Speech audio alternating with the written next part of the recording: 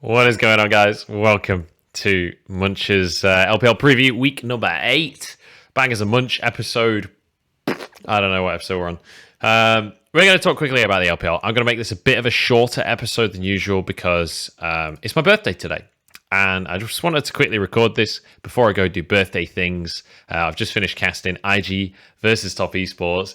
What a banger. That was the best. Best birthday gift I could have asked for. So, let's talk about series in week number 8. I'm going to quickly have a look through.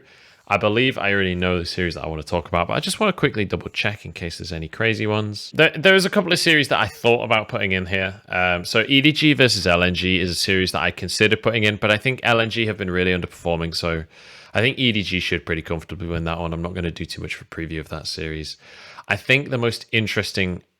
It's kind of disappointing, honestly, but they're both on all three on Saturday and Sunday specifically. RA versus IG. IG obviously falling short today, but showing that they're still good, showing that they've still got some stuff up their sleeve. The bottom lane, very suspect. But RA, on the other hand, 7-win streak, manages to get a win over FPX. This is a team that you can start to get excited about. This is a team that could well finish the split in a sort of top 4 type position. IG is a team that needs to ruin that for them and needs to get back on their horse. But the big concern I have in that series is Cube is quite happy to play defensive, so maybe can at least just deal with the Shy and not lose too hard. That's all the expectation should be for Cube up on the top side. But down on the bottom side of the map, we've got iBoy and Hung, who've been looking pretty good in the 2v2 against Puff and Lucas, who... I mean, Lucas has looked pretty good. He had a few really big plays against Top Esports, but Puff had a really rough series. The Kalista did not look good. They lost lane every single game against Jagged and Droll. I'm kind of scared for IG on the bottom side. Rookie looks back on form, though. Rookie versus Fofo is a very exciting mid lane matchup. Fofo, certainly not a mid laner to be underestimated, but this is Rookie we're talking about. Like, you got to get excited about that one. So that's on Saturday. That's the middle game on Saturday, 9 a.m. GMT.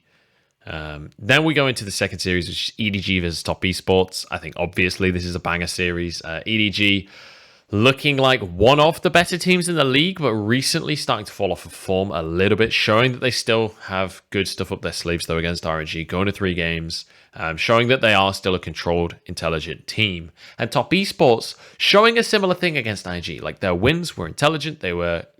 cool, calm, collected. Obviously, it was a scrappy series regardless because it's IG Top Esports, so it's going to be.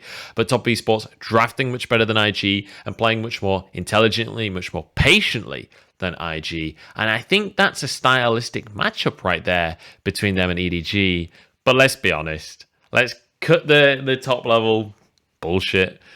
It's the AD carries. It's Viper against Jackie Love. Who's the best AD carry in the league? I guess we find out. Let's go to a full 3-game series, boys. And let's scrap in that bottom lane.